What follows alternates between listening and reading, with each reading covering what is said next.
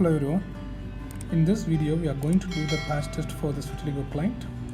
For him the skin becomes almost whitish all the places, but as we always recommend, first you just go ahead and do the patch test. Once it's got successful, then go ahead and get it done on the remaining places of your body.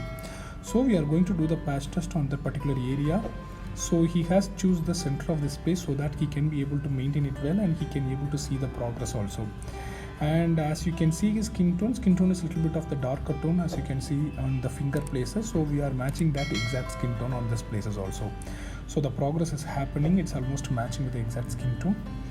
And as we always recommended, it does not cause any of the side effects and it will be completely matched with your skin tone. You don't need to worry about it.